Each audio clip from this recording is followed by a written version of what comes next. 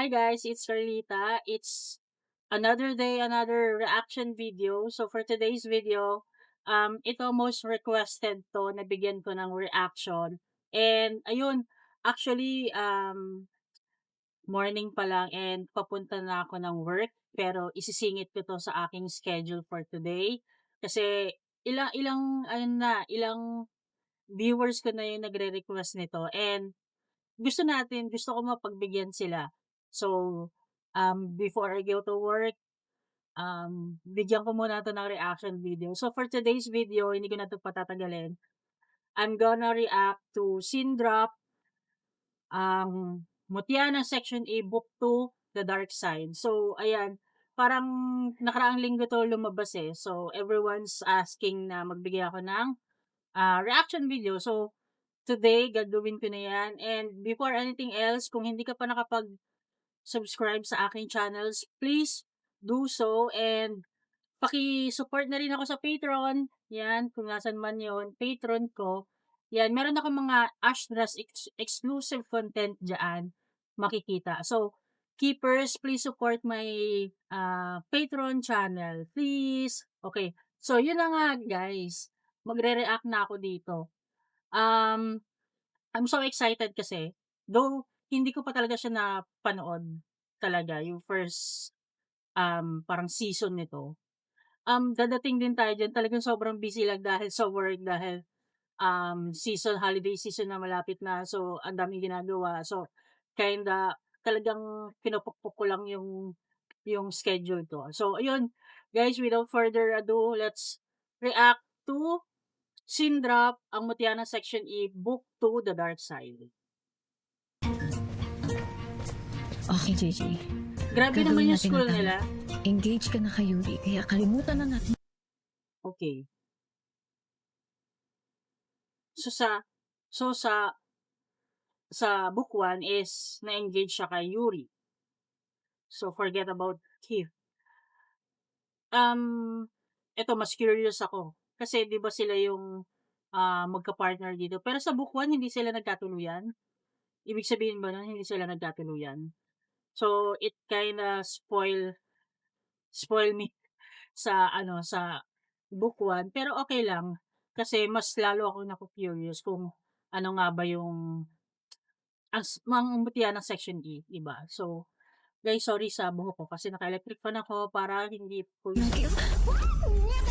Oh, masyado namang aggressive si Andres. Profanity on the first day back?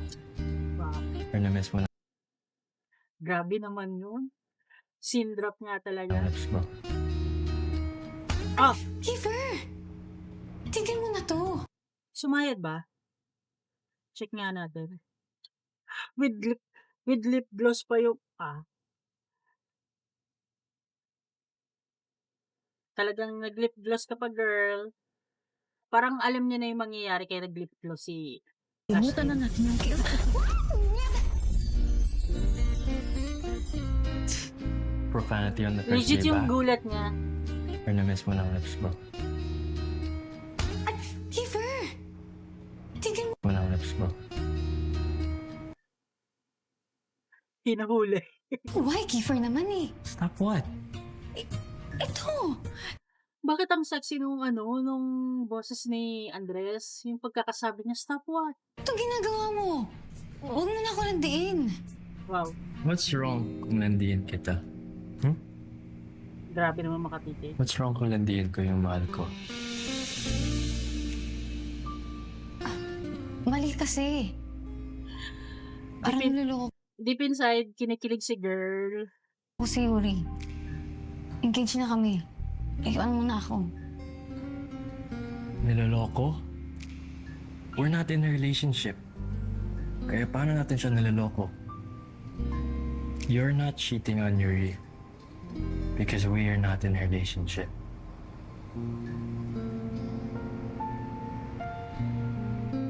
Napaisip siya. Wala pala eh. Nilayan mo na ako. We are not in a relationship. Pati ako napapahawag eh. What? You are mine. Alam mo, baliw ka na. Aliw sa'yo? Yeah, I think so.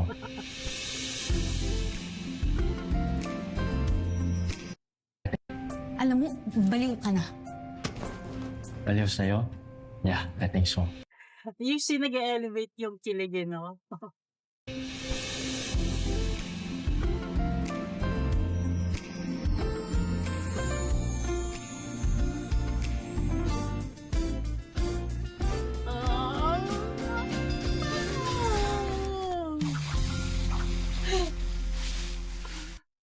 Akala ko matutuloy na. Ay, meron pa ba?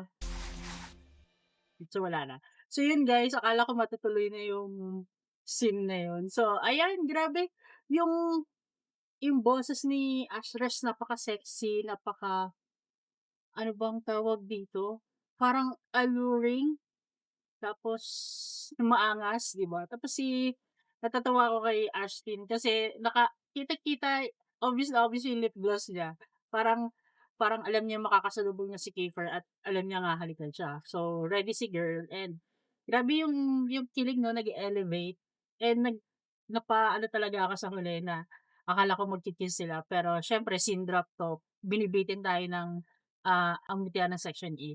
So yun guys, ayan.